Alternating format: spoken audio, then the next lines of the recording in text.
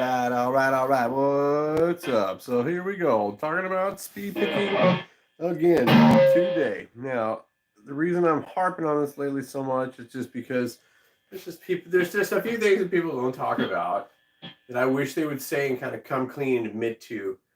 And I think it causes a lot of problems, and unfortunately, I think in a lot of instances, it causes a lot of injuries.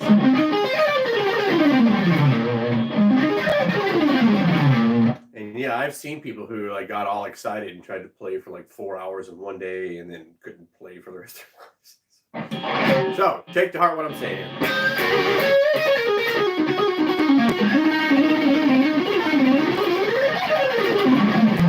Ultimately, the pick does not matter when it comes to speed picking or whatever. What the pick really does is change the tone. Now, in some designs, it's a little easier to get across the string, but I just want to demonstrate this by showing y'all. I'm not sure if I got a regular pick somewhere, but yeah, here's this. I've got a 4.2 millimeter Dunlop flow pick.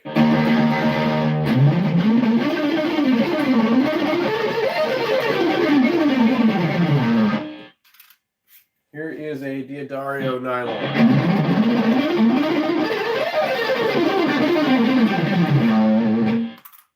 Here is a Dunlop Ultex Jazz 3.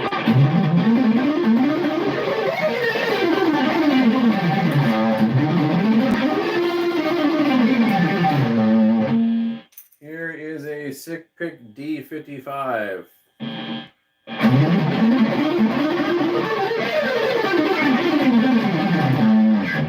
Now, if you can tell me the difference between those by hearing that, I'll be very impressed. Like, I'll take you to one step further. Here is a 1.14. Just a. I really hate these things, but.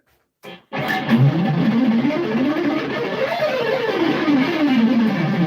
a regular guitar pick. So, point being here, one, it's all in the technique. What the pick is going to do is change the tone.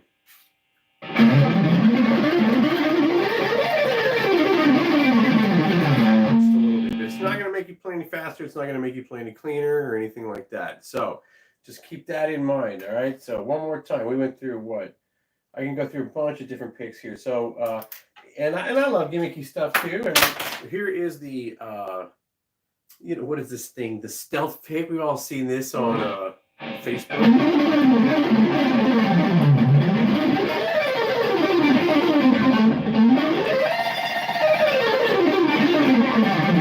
Again, so that's the stealth pick. Here is a regular guitar pick with the rounded head and everything else.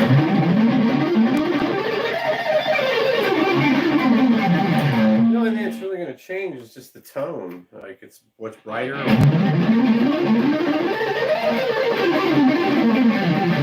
In some of these, I wouldn't even attempt to play off of. So right now, I'm doing everything on the neck pickup, and there's a very good reason for that, right? Let me go ahead down to the bridge pickup here. Tell me what you hear.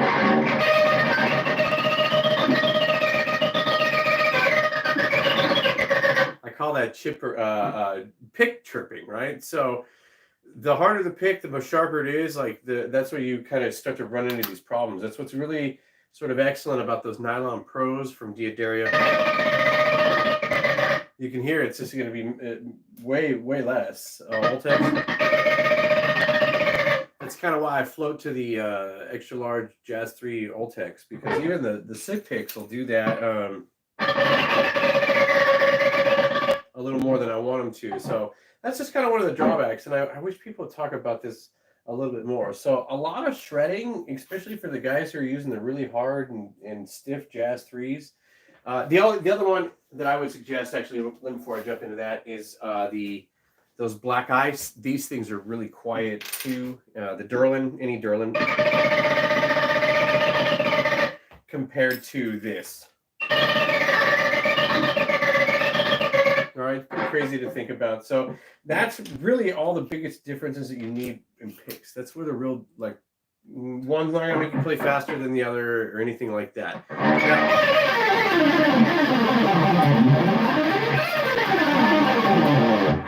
So sometimes I will practice the single string thing. I'll pick a scale to like Lydia.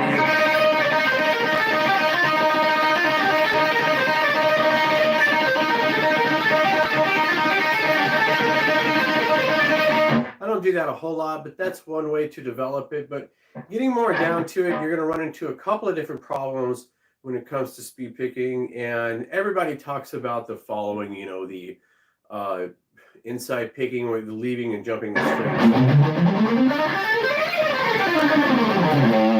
And really, I think they make much too big a deal out of it. It's very rare that like the inside picking is going to screw you over in certain situations. It's such a silly way to look at things.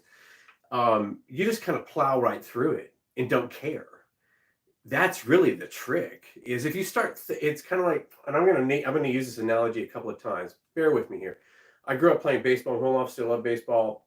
And if you think about trying to hit a baseball, everything is involved. Swinging the bat, taking the step, watching the ball. Everything. If you just think about it, you're not going to do it. Same thing here. If I think about all the mechanics that are involved with that, am I string skipping, or if I'm like, which is it, crossing the strings and down and blah blah blah, this and that, it wouldn't happen. I just do it. And this is the most annoying thing that I've ever probably told students. Is that when it comes to speed picking and you come to these patterns, whether you start on an up or down, you just have to will it. Whether you start on an up or a downstroke, you just have to will it. And I know it's annoying. At some point in time, you really just can't think about it. It turns into all, and I hate this, it's not muscle memory, by the way. It's what I call twitch memory. So when it comes to speed picking, there's your twitch mechanisms are on. Those little things where like you're tapping on your desk, or you can't sit still. You've had too much meth, too much coffee, whatever. You know, you're jittery. It's that weird muscle. That's the motor that's going. So you kind of learn how to hone that twitch thing. And so I was one of those annoying kids who couldn't sit still. I was constantly tapping on my desk and just shaking, always shaking. You know? So I mean, but I learned how to control it. And that's why I talk about when I do the ulnar picking and when it's really, really fast and it's basically the wrist motion of opening a door. That's where the really fast step comes from.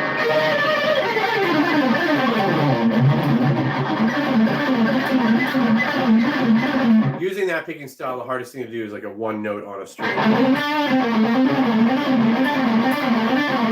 have to bring in the scalpel. But I mean, when I get into that ulnar thing and you start burning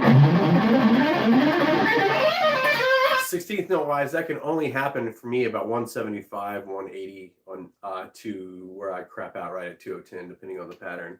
So it's you know, what I'm getting into is like when it gets into really fast kind of unmetered stuff that you hear Johnson do, you hear Ingve and these guys do, they're just going as fast as they can and as clean as they can because it's like a twitch memory thing. So I don't think I started shredding lower tempos until I really got into it like later down the road and realized, oh, thanks.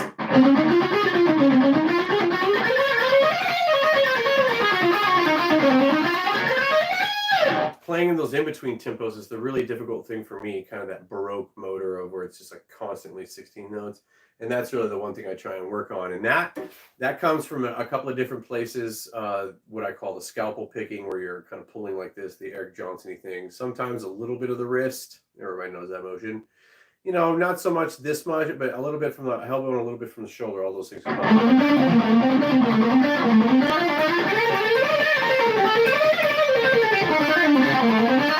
And I'm big on ornamentation. So what a lot of people hear is speed picking, and what they think is shredding is actually just ornamentation. That means you're doing trills in and out of notes. So the line might go like this.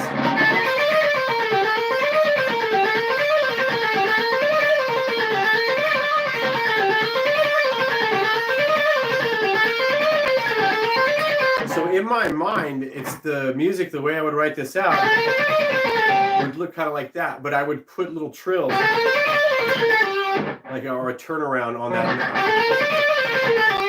And I've always been very good at timing those just like naturally. So that I will natural skill, but I did work at it.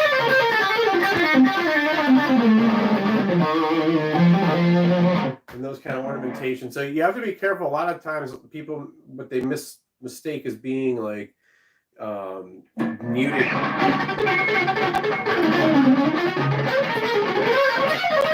Can often sound like pick notes as well. So that's a big one to keep on tuning. And again, you just don't, I mean, I know that people are trying to sell their tutorials and all that stuff, but I wish they would tell you that it's a Twitch thing. Like, and it comes in, there's like in between tempos. So I say that usually the hardest tempos are for me kind of the in between tempos when in terms of playing 16th notes. But the other thing is I want to make sure I can see my hands.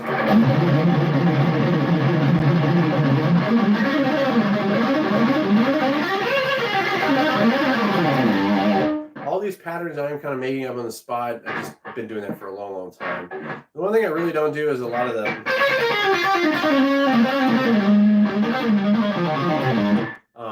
what I mean by that is kind of where there's a lot of like 2, 3, 2 type patterns or something like that. It's usually pretty even and just feels pretty good for me. And yeah, I don't know. And it always sounds cool in the music. That's really the whole idea. Is it just sounded cool.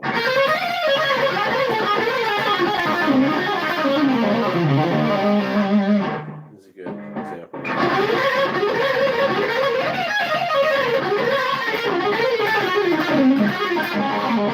And that's where having a good amount of compression on your guitar helps.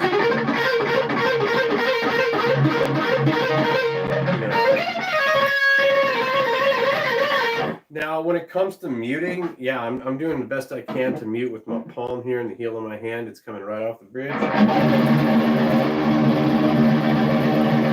Never really leaves that area. A lot of the times, when I'm down on these notes, I'm actually bracing myself with these 2 fingers here. And there's you can see this on my Ibanez. This little divot here where there's like plain wood. That's actually where my fingers have scraped on from like shredding so much that it's taken off the veneer there, and you just get the clear coat on the wood. And there's something like that here, and before long the varnish will definitely go.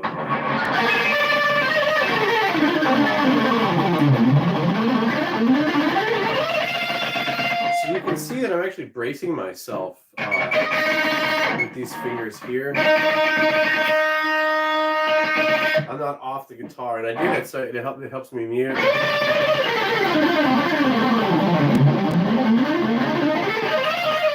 It helps me follow the contour of the strings. Without that, it would be very difficult to guide and then mute. The mechanics of it doesn't quite work with my hands. So yeah, and it really is typically these 2 fingers sitting here on this guitar. And you can see on my old Ibanez, there's actually a 2-channel groove. For some reason, this one just has the 1. I'm not.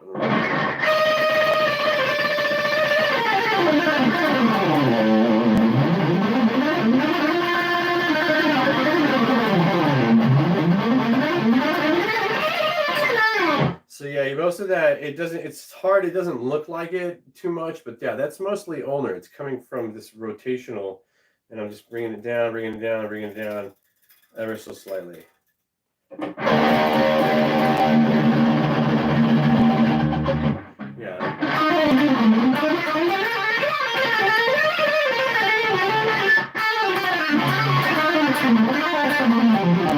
Anyways, all right, so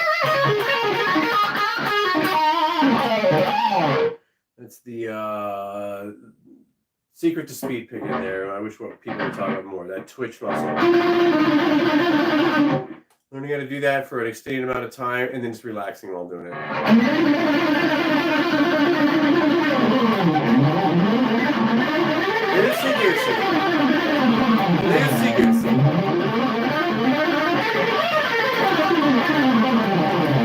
No tension. No touching. No tension.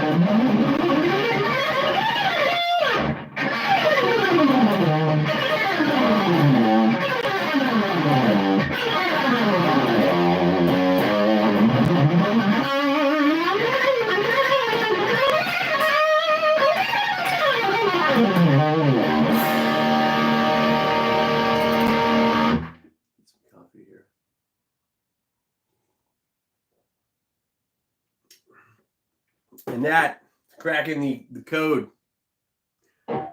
Pulling back the veil of the mystery that is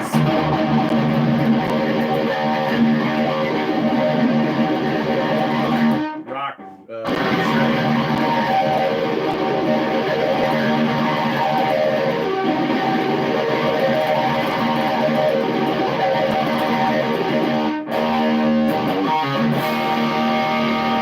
I think let me get in. It's the heel of the hand, that's where the muting happens, and then the pads of the fingers. So you can see how this finger is touching that string. It's kind of sloppy, but that's definitely what. It's always going to be touching ever so slightly, helping me mute. So you use both hands to mute, left and right.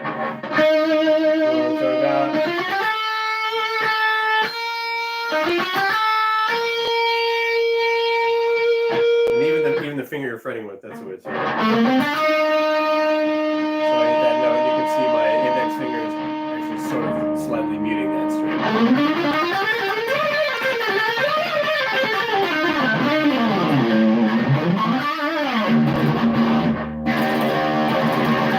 And that's an easy trick to do, by the way.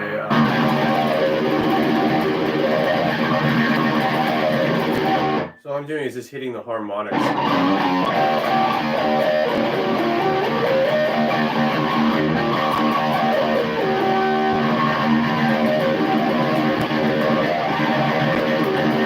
Almost makes it sound like a flanger. It's pretty cool.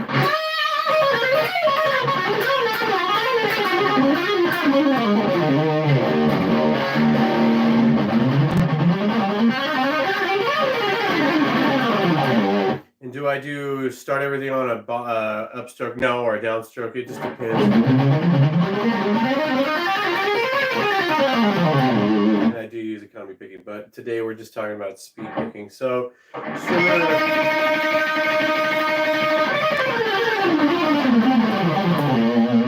when it comes in, you start doing the ulnar stuff. Really, the first goal is to get it to where it's almost like you're just rounding it on the strings.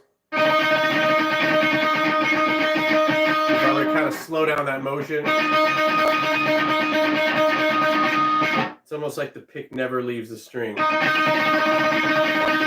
you just want to work on making that as small as possible.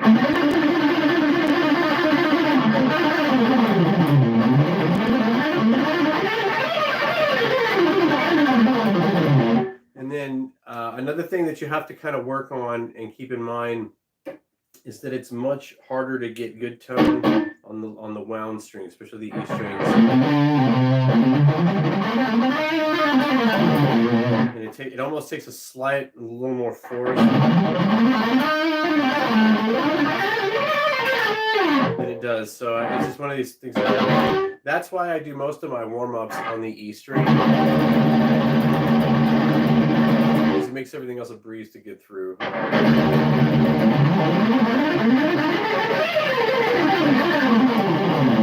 And so without having and that's the other thing, without having the heel of your hand on those strings and being able to control that, you can't actually control the articulation. Everything comes out either like dirty legato or like weird staccato. So learning to keep the heel in or learning to back off.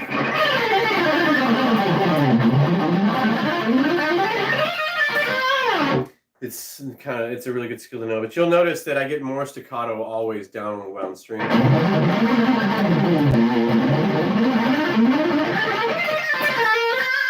I just can't help it. It's just with the natural ability of it. So that's how it's done.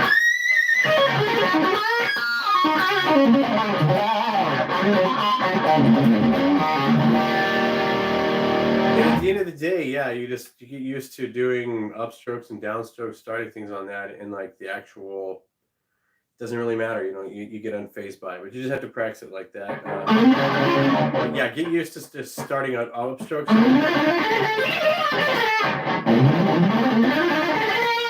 It just feels different.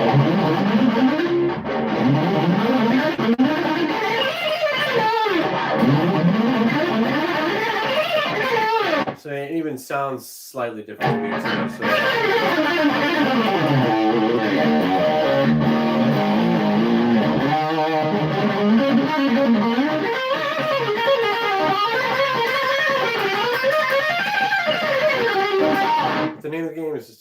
relax.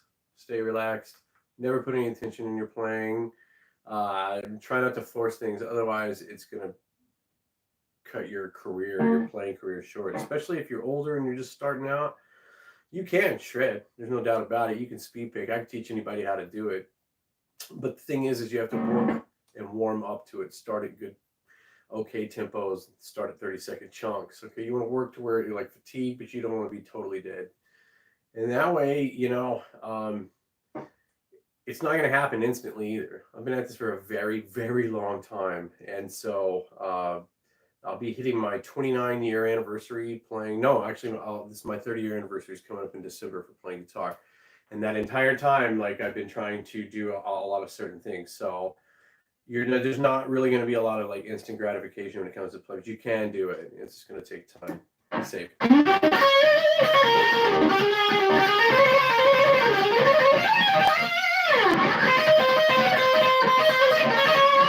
And then I think next time, tomorrow, I'm going to talk about the economy picking that I use and why I use it. And it's super helpful stuff if in certain situations. I wish I were better at economy picking and swagger picking and all of, but I'll get into what I also do. I'm a big believer in hybrid picking as well, but there's just certain things you can do with economy picking mixed with the alternate picking to make some really interesting sequences. So that's what we're going to talk about tomorrow, if I remember to talk about it. But wow, let's see. Little stuff like that.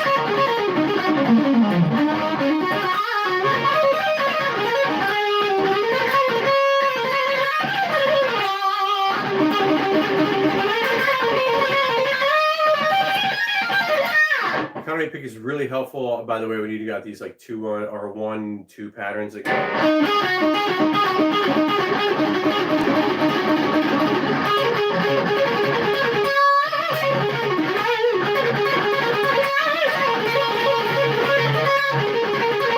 Some really interesting textures with it. So yeah, tomorrow economy picking, and then it's gonna be more of a just talking about how I do it, but.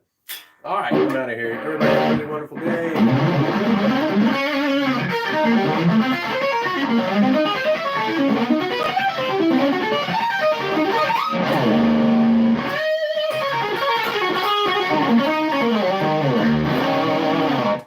Always be excellent to each other and party on. Woo-hoo.